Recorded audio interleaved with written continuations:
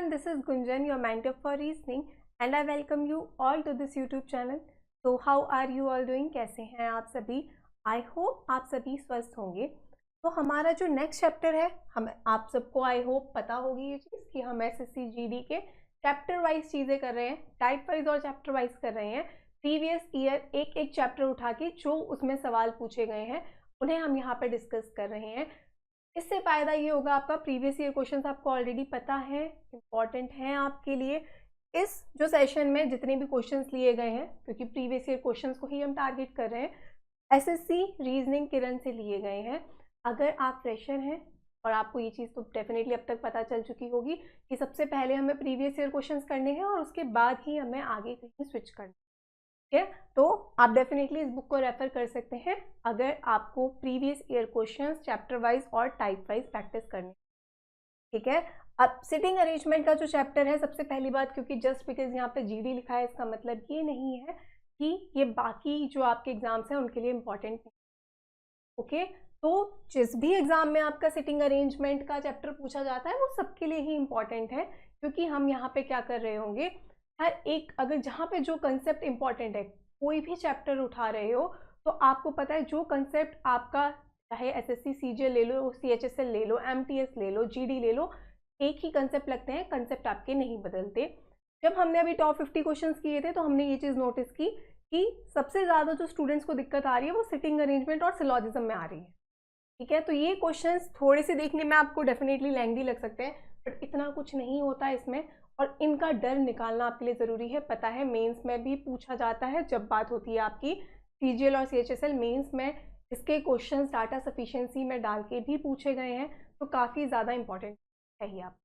ठीक है, तो चलो अब यहाँ पे आपके जितने भी प्रीवियस ईयर क्वेश्चन हैं उन्हें हम यहाँ पे डिस्कस करेंगे। हर एक क्वेश्चन को पॉज करोगे, ट्राई करोगे, उसके बाद ही आप सॉल्यूशन देखोगे कि सही तरीके से सवाल को कर रहे हो या फिर नहीं। क्लियर? तो देखो, चलो पहला सवाल आपका क्या दे रखा है यहाँ पे, देयर आर 5 बुक्स, 5 बुक है, book C is above D. अब जब एक के ऊपर एक चीज़ रखी जाती है, चाहे एज का क्वेश्चन हो आपका या फिर आपका रैंकिंग में कि ये इसकी हाइट इससे ज़्यादा है, इसके मार्क्स इससे ज़्यादा है, मतलब जब भी कंपैरिजन का टाइप आता है हमेशा क्या करते हैं, अगर मैं आपसे बोलूँ ए बड़ा है बी से, तो आप ऐसे भी लिख सकते हो और ऐसे भी लिख सकते हो। ठीक है, जब हम सिटिंग अरेंजमेंट के क्वेश्चंस करते हैं तब ए के ऊपर ए ऊपर आएगा किसके, बी के। पर हमें क्या करना है, ये puzzle is already a puzzle, उसे हमें इजी बनाना है, ना कि डिफिकल्ट। हमें वहाँ पे उसे इनइक्वालिटी नहीं बनाना कि हम लिख रहे हैं ए बड़ा है बी से, बी छोटा है सी से, और बाद में जाके खुद ही कंफ्यूज हो गए कि कौन किससे बड़ा था कौन किससे छोटा था। देखो अगेन पर्टिकुलरली इस क्वेश्चन पे नहीं आ रहे, मैं आपको इन जनरल बता रही हूँ कि जब भी आपकी कंपैरिजन वाली चीज़ होती है ना, उसे ईजी करो। अपनी ईजी करने के लिए क्या करो, बिल्कुल ऐसे दिखाओ कि क्लियरली, अच्छा ऊपर जो चीज़ है ना वो बड़ी है, जो नीचे है वो छोटी है, या तो ये देखते ही समझ में आएगा। सेम अगर इसे बनाते कि बी छोटा है किससे, बी छोटा है सी से, तो बी आपको पता है सी के नीचे आएगा। तो इसे अपने लिए हमेशा कंडीशंस ऐसे लिखें कि वो आपके लिए ईजी बने। ठीक है, तो इस तरीके से हम यहाँ पे नोट कर रहे होंगे। अब देखो उसने दिया क्या है क्वेश्चन में, 5 किताबें हैं आप। ठीक है, सी इज अबव डी, सी ऊपर रखी है, सी किसके ऊपर रखी है, सी ऊपर रखी है डी के। फिर क्या बोला है उसने आपसे, ई इज बिलो ए, ई नीचे है, ई किसके नीचे है, ई ए के नीचे है, क्योंकि हमें यहाँ नहीं दिख रहा इसलिए हमने अलग से लिख लिया इसे। फिर उसने बोला है D is above A, D ऊपर है, किसके ऊपर है, डी ई के ऊपर है। क्लियर है? फिर उसने आपसे बोल रखा है and book B is below E, जो बुक बी है वो आपकी ई के नीचे है, तो ये बिल्कुल ऐसे बन जाएगा। बस यहाँ से ये सवाल खत्म हो गया। अब बस ये जो कंडीशन थी, क्या इसे इसके साथ मर्ज कर सकते हो, सी के नीचे डी आना चाहिए, तो बिल्कुल डी के ऊपर सी आएगा कहीं। ठीक है, ये चीज़ हो गई, बिल्कुल 5 किताबें पूरी हो गई। उसने बोला है which book is at the bottom, सबसे नीचे कौन सी किताब रखी है, बिल्कुल बी रखी हुई है। कहाँ दिखाई दे रहा है, 3 में दिखाई दे रहा है। क्लियर है ये बात? तो 3 इज द राइट आंसर। अगला सवाल पॉज करो, ट्राई करो, क्या दे रखा है यहाँ पे, यहाँ पे उसने आपसे बोला UVWXYZ, मतलब 6 लोग हैं। कहाँ बैठे हैं, सर्कुलर अरेंजमेंट में बैठे हैं, सर्कल में जब वो बैठे होते हैं, हम कभी भी अब सर्कल बना के वो क्वेश्चन नहीं करेंगे, हम उसे लाइन से ख़त्म लीनियर बनाएंगे। बस हमें क्या पता होता है कि लीनियर जब भी हम 6 लोग हैं अगर आपके, अगर वो लाइन में बैठे हैं 1 2 3 4 5 6 लाइन में बैठे हैं तो ये बिल्कुल एंड है और ये भी एंड है, ये आपका राइट एंड है, ये आपका लेफ्ट एंड है।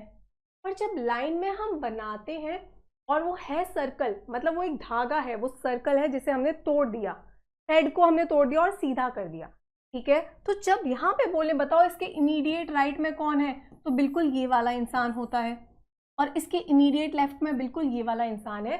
मतलब हर किसी के राइट या लेफ्ट में कोई ना कोई हमेशा है, क्योंकि वो सर्कल में बैठे। समझ गए, बस इतना सा अंतर होता है। अब उसने बोला क्या है, दूसरी चीज हमें क्या पता है, जब सर्कल है इनसाइड फेस कर रहा है हम नॉर्थ बना के करेंगे, सर्कल है आउटसाइड फेस कर रहा है हम साउथ बना के करेंगे। साउथ में भी एग्जैक्ट साउथ बनाने की जरूरत हमें नहीं होती, हम सिर्फ राइट को लेफ्ट पढ़ते हैं, लेफ्ट को राइट पढ़ते हैं। ये बातें थोड़ी अटपटी लग रही हैं, तो एक सेशन यहाँ पे पड़ा है सर्कुलर अरेंजमेंट का, क्वेश्चंस आपको किस तरीके से करने हैं, 30 से 35 मिनट का वो सेशन होगा, उसे जाके देख, ठीक है। अब देखो यहाँ पे उसने बोला क्या है, पॉइंट पे आते हैं अपना, कि सर्कुलर अरेंजमेंट में सेंटर फेस कर रहे हैं in such a manner that one sits opposite to other. तब 6 लोग हैं, एक ना एक, हर एक इंसान किसी ना किसी के अपोजिट बैठा होगा, ठीक है। अपोजिट वाली चीज कैसे करते हैं, 6 लोग हैं, 6 का आधा हो गया 3, 3 - 1 करोगे 2, मतलब 2 छोड़ के अपोजिट होगा, यही तो हो गया आपका। 6 लोग अगर ऐसे बनाए 1 2 3 4 5 6, तो ये इंसान अगर ये ए है ये बी है, ये दोनों अगर एक दूसरे के अपोजिट है तो 2 इंसान छोड़ के अपोजिट वाला इंसान, ठीक है। बस आधा करके -1 करोगे, ये चीज आपको क्लियर हो जाएगी। अब उसने आपसे बोल रखा है x is between z and v, x बीच में बैठता है किसके, x बीच में बैठता है z और v के। हमें राइट लेफ्ट नहीं बताया इसलिए हमने नहीं मेंशन किया, हमें नहीं पता v राइट में है या फिर लेफ्ट में, ठीक है। u is second to the left of x, u second to the left में है किसके, x के। अब आपको पता है x के 2 नेबर हैं v और z, हमें पता है राइट लेफ्ट में कहाँ होगा, ये चीज़ हमें नहीं पता। जब आपका सर्कल वाली बात होती है तो आप बिल्कुल एक साथ अपनी 6 लाइन खींच सकते हो, ठीक है, क्योंकि आपको पता है 6 लोग बैठे हैं। लीनियर में हम क्यों नहीं पहले खींच पाते, क्योंकि हमें एंड नहीं पता होते कि राइट एंड है या फिर लेफ्ट एंड। सर्कल में बिल्कुल आप पहले खींच सकते हैं। फिर उसने बोला u is second to the left of x, u second to the left में है x के, ये बात हो गई आपकी। फिर उसने आपसे बोला था and second to the right of y, किसकी बात हुई है, u की, u second to the right में है किसके, y के। 6 लोग हमने बता दिए, तो y का फर्स्ट टू द राइट और बिल्कुल सेकंड टू द राइट, यहाँ से राइट जाना है, पता है ये एंड नहीं है, ठीक है। फिर उसने आपसे बोला था, बस यहाँ से ये क्वेश्चन खत्म हो गया। दूसरी चीज आपको पता थी ZXV, मतलब यहाँ पे आपका कहीं Z और V में से कोई एक इंसान बैठा है, क्लियर। जो एक इंसान बचा है वो बिल्कुल यहाँ आ जाएगा, कौन बचा है वो UVWXYZ, तो UVW बिल्कुल आपका बचा है और W आ जाएगा आपका यहाँ पे। उसने बोला who is sitting opposite to X, मतलब X 2 छोड़ के आपको क्या दिख रहा है, X 2 छोड़ के बिल्कुल आपको W दिखाई दे रहा है, 1 is the right answer, clear. बढ़े अगले सवाल पे। देखो, some students are seated on a bench in a class, कुछ स्टूडेंट्स हैं बेंच पे बैठे हैं क्लास में। Anand is sitting 7th from the left end, Anand left end से अगर आप गए तो कितना है, आनंद लेफ्ट एंड से है आपका 7th। फिर उसने आपसे क्या बोला है, Vinoy is sitting 5th from the right end, ये भी बता दिया। एक और स्टूडेंट है विनोय, वो राइट एंड से कितना है, वो है आपका 5th, ठीक है। There are 5 students between Anand and Vinoy, अब उसने क्लियरली बता दिया आपको इन दोनों के बीच में 5 स्टूडेंट बैठते हैं। अब एक बात बताओ, क्लियर है या नहीं रैंकिंग का चैप्टर, एक अब आप इस रो में बता सकते हो या नहीं कितने लोग बैठे हैं, बिल्कुल बता सकते हो। एक स्टूडेंट की पोजीशन आपको राइट से पता है, एक की लेफ्ट से पता है, बीच में कितने हैं वो भी पता है, तो बस क्या करना होता है, position from right plus position from left plus उनके बीच में जितने लोग हैं, कितने हो गए टोटल इस रो में, बिल्कुल आपके 17 स्टूडेंट्स हो गए, ठीक है। फिर उसने आपसे बोला है all together there are 6 rows, total जो रोज हैं आपकी वो 6 रो हैं, ठीक है। रो ऑफ बेंचेस मतलब हर एक रो में आपकी इतने ही बेंचेस हैं on which students are sitting in equal number, बराबर बराबर बच्चे हर एक रो में बैठे हैं। तो उसने बोला है how many students are there in a class. अब आपको पता चल गया एक रो में 17 है, टोटल कितनी रो है, टोटल यहाँ पे बिल्कुल 6 रो है, सब में बराबर ही है, तो 17 इंटू 6 होगा, ठीक है। 17 इंटू 6 टेबल याद है, बिल्कुल टोटल कितने बच्चे हैं, 102 बच्चे। So B is the right answer. अगला सवाल इसलिए है कि थोड़ा सा अब आप देखोगे इस तरीके के कोई डायरेक्ट क्वेश्चन आपको कहीं कहीं पे देखने के लिए मिलते हैं, बट हल्का सा ये जो इस टाइप का क्वेश्चन है अभी तक आपको सीजीएल और सीएचएसएल में नहीं मिले होंगे, जबकि लेवल हम एक्सपेक्ट करते हैं कि सीजीएल सीएचएसएल में हाई होगा, ठीक है। तो वही है, सीखना है, हर एक एग्जाम में अलग अलग प्रकार के सवाल आपको देखने के लिए मिलेंगे, जहाँ पे अच्छा सवाल मिले वहां से उससे कुछ सीख के और आगे बढ़े, ठीक है। 7 models are in front of camp photographer for photography session. 7 model हैं, ठीक है, कहाँ पे है, फोटोग्राफर के सामने खड़े हैं फोटोग्राफी कराने के लिए। उसने बोला है D standing to immediate right of G, D तुरंत राइट में खड़ी है किसके, जी के, ये चीज हमें पता चल गई। आगे उसने बोला है B standing between D and F, D बीच में है किसके, बी डी और एफ के बीच में है, तो आपको पता है डी का एक जो नेबर है वो तो जी है, ठीक है। तो उसने वही बोल दिया बी बीच में है डी और एफ के, तो बिल्कुल बी यहीं पे आ पाएगा क्योंकि बी बीच में है डी और किसके, एफ के, दूसरी तरफ तो ऑलरेडी जी बैठा हुआ था। फिर उसने बोला A standing to immediate right of C, A तुरंत दाएं में है, ए तुरंत किसके दाएं में है, ए तुरंत दाएं में है सी के। उसने बोला है ई स्टैंडिंग बिटवीन जी एंड ए, ई बीच में है किसके, जी और ए के बीच में है, तो ई बिल्कुल यहीं पे आ पाएगा क्योंकि यहाँ पे दूसरी साइड आपको बिल्कुल डी दिख रहा है, तो ई बीच में है जी और ए के, और यहाँ से ई खत्म हो गया। हमें पता है ए के तुरंत लेफ्ट में हमारा सी बैठा है, बिल्कुल 3 3 6 और 7 मॉडल हमारे कंप्लीट हो गए। बोलते बोलते ये क्वेश्चन हो गया आपका। उसने बोला who is standing in the middle, बीच में कौन है, तो बिल्कुल बीच में हमें दिखाई दे रहा है जी, राइट में भी 3 लेफ्ट में भी 3, बीच में है जी, 1 इज द राइट आंसर, ठीक है। बढ़े आगे, देखो इस टाइप के क्वेश्चंस में इसलिए वही आप अगर अप्रोच सीख गए तो सिर्फ डिपेंड करेगा कितनी फास्ट आप क्वेश्चन को पढ़ पाते हो, कितनी फास्ट आप उसे लिखते हो अपने पेपर पे और अपना सवाल खत्म, ठीक है। अब यहाँ पे उसने बोला 6 लोग हैं, सर्कुलर टेबल में बैठे हैं, सेंटर फेस कर रखा है, नॉट से हम इसे खत्म करेंगे। Kaya is immediate neighbour of Jaya and Tara, Kaya neighbour है किसकी, काया नेबर है जया और तारा की। वापस हमें नहीं पता राइट में कौन है लेफ्ट में कौन है, इसलिए हमने इसे लिख दिया कि बिल्कुल काया बीच में है और राइट लेफ्ट हमें नहीं पता, ठीक है। फिर उसने बोला है Sonal is immediate neighbour of Priya Swati, Sonal neighbour है किसकी, सोनल नेबर है आपकी प्रिया और स्वाति की, वापस राइट लेफ्ट उसने आपको नहीं बताया। क्लियर है ये बात, आगे बढ़े। उसने बोला Sonal is sitting immediate right of Priya, अब डायरेक्शन बताई, सोनल तुरंत दाएं में है, सोनल तुरंत दाएं में है किसके, सोनल तुरंत दाएं में है प्रिया के। अगर सोनल तुरंत दाएं में है प्रिया के तो हमें पता है सोनल की एक नेबर प्रिया है, दूसरी स्वाति है, तो बिल्कुल सोनल के तुरंत दाएं में कौन होगी, स्वाति ही होगी। अब उसने हमें डायरेक्शन बता दी, इसलिए हमने वो चीज़ बना ली, ये चीज़ हम बिल्कुल यूज़ कर चुके हैं। आगे बढ़ते हैं।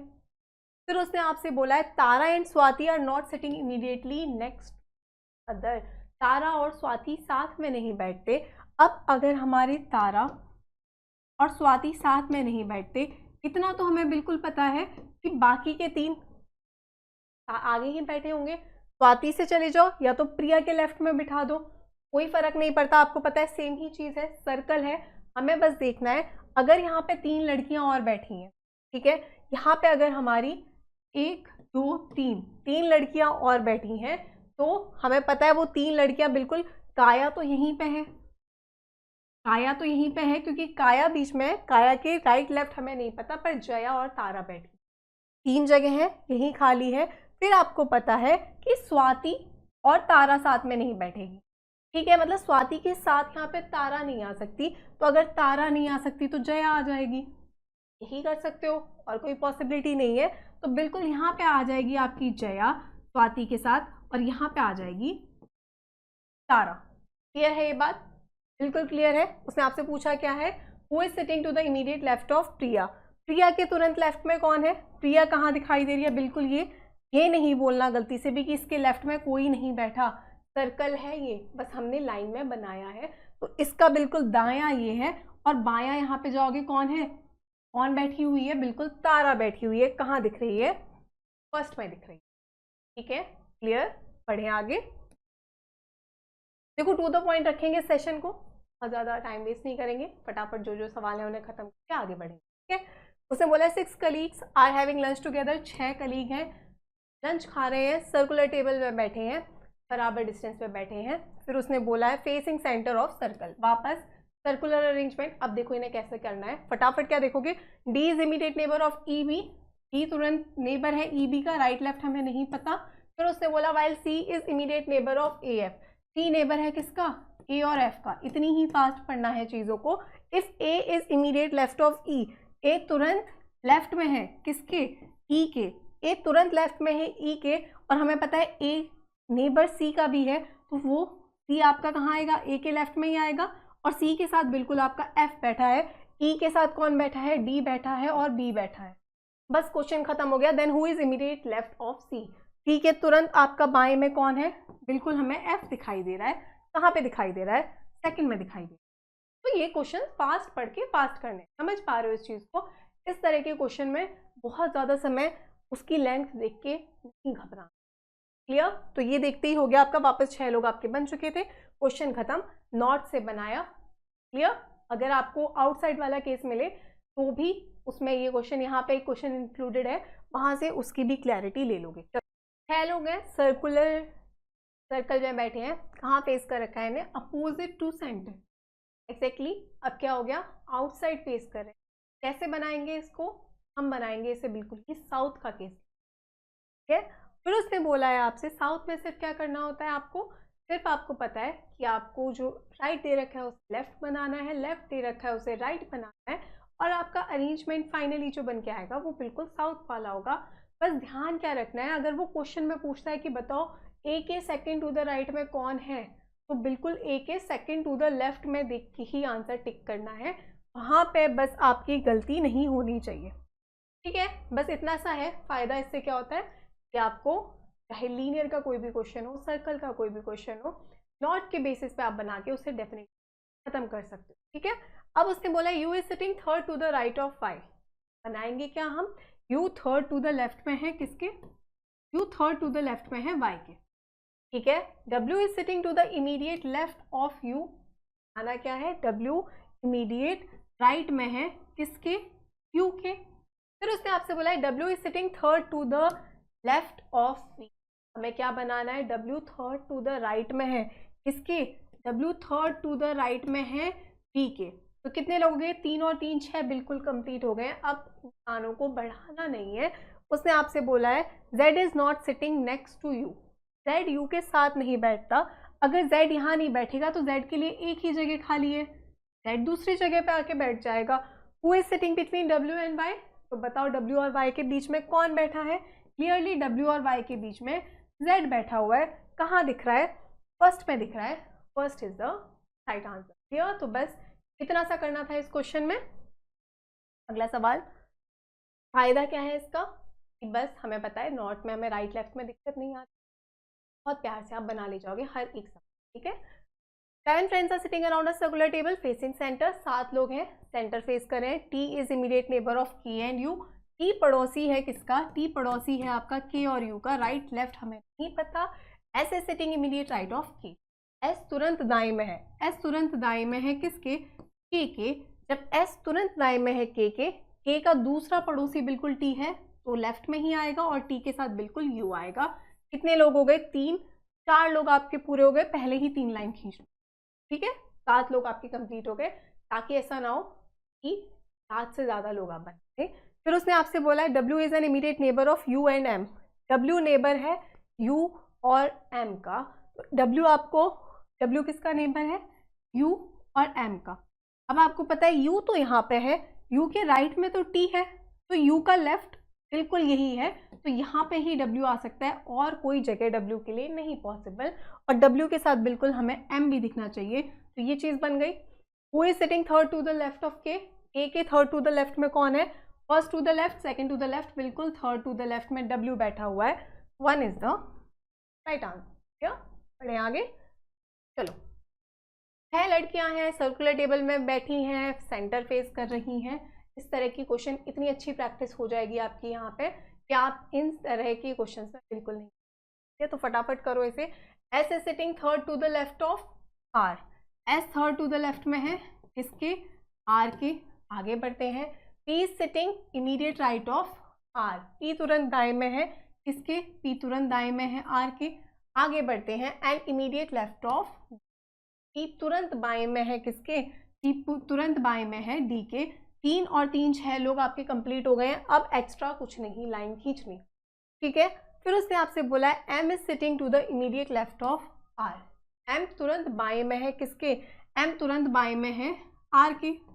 बना दोगे साथ में। K is sitting to the immediate right of S, K तुरंत दाएं में है किसके? के तुरंत दाएं में है आपके एस के, तो बिल्कुल हो गया ये arrangement complete. And immediate left of M, ये देने की कोई नीड नहीं थी, ये हमें ऑलरेडी क्लियरली दिख रहा है कि तुरंत लेफ्ट में है एम के।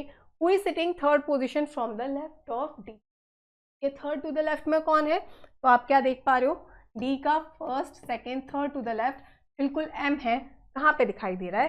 फर्स्ट में दिखाई दे रहा है, 1 is the right answer. Clear? बढ़े आगे, चलो। 7 लोग हैं, 7 लोग हैं सिटिंग इन अ स्ट्रेट रो। अब यहाँ पे होता है स्ट्रेट रो की बात आ रही है, तो आप 7 के साथ एक साथ लाइन खींच नहीं सकते जब तक उसने आपको एंड वाली चीज नहीं, ठीक है। तो उसने आपको क्या दिया है?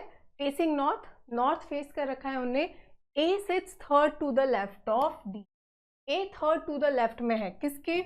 ए थर्ड टू द लेफ्ट में है डी के, ठीक है। मतलब उनके बीच में 2 लोग होंगे, बात क्लियर है।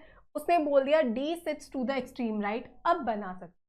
उसने बोल दिया डी आपका राइट एंड पे है, तो 7 लोग हैं, ये राइट एंड पे है, तो 1 2 3 4, बाकी जो 3 लोग हैं वो लेफ्ट पे ही होंगे, तो यहाँ पे 1 2 3, बिल्कुल आपका ये अरेंजमेंट लाइन बना के आप खत्म कर सकते हो। उसने आपसे बोला है only 2 people sit between A and F, A और एफ के बीच में 2 लोग बैठते हैं।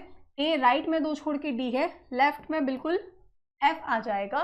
फिर उसने आपसे बोला है only 1 person sits between C and D, C और डी के बीच में एक इंसान है, तो वापस आपको पता है डी एक छोड़ के सी आपका कहाँ आएगा? लेफ्ट में ही आएगा। C is not an immediate neighbour of A, C और ए साथ में नहीं बैठते, तो मतलब क्या है इसका? अब देखो यहाँ पे 2 प्लेसेस आपकी खाली है, आपको बस पता है जी यहाँ पे नहीं आएगा, क्योंकि जी और ए आपके साथ में नहीं बैठते। जी यहाँ भी आ सकता है और यहाँ भी आ सकता है, क्लियर? फिर उसने आपसे बोलता how many people sit between F and C, उसने पूछा है आपसे कि बताओ एफ और सी के बीच में कितने लोग होंगे। हमें नहीं मतलब कि आपका जी कहाँ बैठ रहा है, ठीक है। उसने आपसे पूछा एफ और सी के बीच में, तो बिल्कुल एफ यहाँ दिख रहा है, सी यहाँ दिख रहा है। कितने लोग हैं इसके बीच में? 3 लोग हैं। कहाँ दिखाई दे रहा है? सेकेंड में दिखाई। क्लियर? बढ़े आगे, चलो बताओ जल्दी से इसका आंसर। 6 लोग हैं, सर्कुलर टेबल में बैठे हैं, सेंटर फेस कर रखा है। कैसे करोगे क्वेश्चन को? एकदम फटाफट। James is sitting second to the right of Peter, James कहाँ है? James second to the right में है किसके? पीटर के।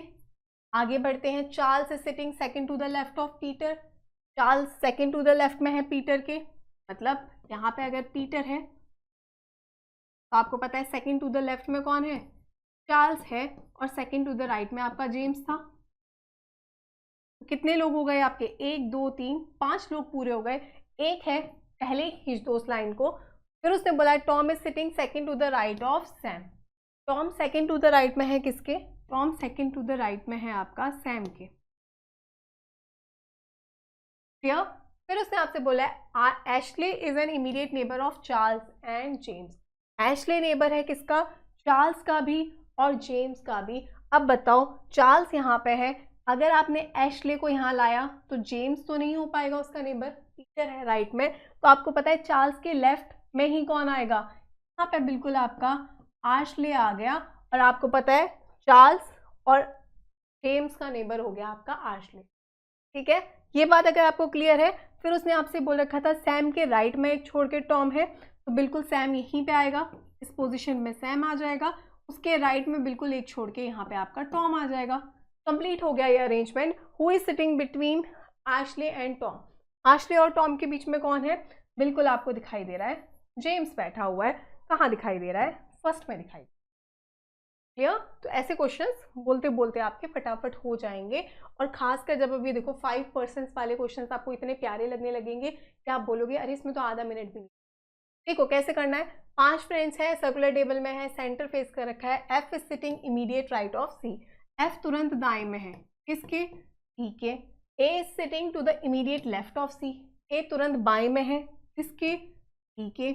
फिर उसने आपसे बोला है E is sitting to the immediate right of F. E तुरंत राइट में है किसके? ई तुरंत राइट में है आपका एफ के। अब 4 लोग कंप्लीट हो गए, एक जो बचा है डी, वो बिल्कुल यहाँ पे ही आएगा। बस उसने आपसे पूछा है who is sitting to the immediate right of B. B के तुरंत दाएं में कौन है? तो बताओ, एक मिनट, ए बी आएगा यहाँ। A B C E F है, ओके, डी नहीं है यहाँ पे, तो बिल्कुल आपका यहाँ पे बी आ जाएगा। ठीक है, तो उसने बोला है इमीडिएट राइट में बी के कौन बैठता है? तो बिल्कुल बी के इमीडिएट राइट में ए बैठा हुआ है। कहाँ दिखाई दे रहा है? फोर्थ में दिखाई। बढ़िया, आगे चलो। 5 लोग हैं, स्ट्रेट रो में बैठे हैं, नॉर्थ फेस कर रखा है, इससे आसान कोई सवाल नहीं होगा आपका। P sitting immediate right of S. P तुरंत दाएं में है किसके? एस के। आगे बढ़ते हैं। S is sitting between T and P. S बीच में बैठता है टी और पी के। पता चल गया, यहाँ पे आ जाएगा T. Q is sitting at extreme left end of the row. अब उसने बोला क्यू अगर 5 है ना, तो क्यू 1 2 3 4 5, अगर 5 है तो क्यू आपका लेफ्ट हैंड पे बैठता है। आपको नहीं पता टी यहाँ आएगा या फिर यहाँ आएगा। ये 2 पोजीशन पॉसिबल हैं टी के लिए। अब उसने आपसे बोला है R is sitting to the immediate right of. R तुरंत दाएं में बैठता है क्योंकि सारा ही कंफ्यूजन क्लियर। हमें पता है टी एस पी के लिए यही जगह खाली है। उसने आपसे पूछा है बताओ क्यू और टी के बीच में कौन बैठा है, तो बताओ क्यू और टी के बीच में कौन है? आर है। कहाँ पे दिखाई दे रहा है? सेकंड में दिखाई दे रहा है। बढ़े आगे चलो। 6 students are sitting around a circular table facing centre. 6 student हैं, सर्कुलर टेबल बैठे हैं, सेंटर फेस कर रहे हैं। F is immediate neighbour of A. F पड़ोसी है। एफ किसका पड़ोसी है? एफ ए का पड़ोसी है। E sit second to the right of E. E second to the right में है किसके? ई के। ये चीज पता चल गई, पोजीशन उसने आपको दे दी। B is an immediate neighbour of. B पड़ोसी है। बी किसका पड़ोसी है? बी ई का पड़ोसी है। हमें नहीं पता राइट में है या लेफ्ट में, इसलिए हमने ऊपर नहीं बना। फिर उसने आपसे बोला है and sit second to the right of C. B कहाँ है? बी आपका सेकंड टू द राइट में बैठता है किसके? सी के। आगे बढ़ते हैं। F sit second to the right of E. F second to the right में है किसके? डी के। तो यहाँ से बिल्कुल बना सकते हो, F second to the right में हो गया डी के। के बाद उसने आपसे बोल रखा है A is not immediate neighbour of E. A और ई आपके पड़ोसी नहीं है, ये चीज उसने आपको बता दी। यहाँ से सवाल खत्म हो गया। कितने लोग हैं? 6 हैं, तो 3 2 5 बन गए। एक और है जो छठा, वो यहाँ पे आ जाएगा। फिर उसने आपसे बोला था कि बी और ई आपके साथ में बैठेंगे, तो आपको पता है बी राइट में भी आ सकता है, लेफ्ट में भी, इसे नहीं भूलना कि जगह खाली है। ठीक है, फिर उसने आपसे क्या बोला था? एफ और ए साथ में बैठते हैं, पर ए और ई साथ में नहीं बैठेंगे। ठीक है, तो आपको पता है एफ के राइट में अगर आपने ए को बिठा दिया तो ए ई साथ में हो जाएंगे, मतलब एफ के लेफ्ट में ही ए आ पाएगा, तभी ए और ई साथ में आपके नहीं बैठेंगे। क्लियर है? तो ये कंडीशन हो गई आपकी खत्म। फिर उसने बोला था आपसे बी और ई साथ में बैठते हैं, वहां पे आपको क्या पता है? सी के राइट में एक छोड़ के बी आना चाहिए।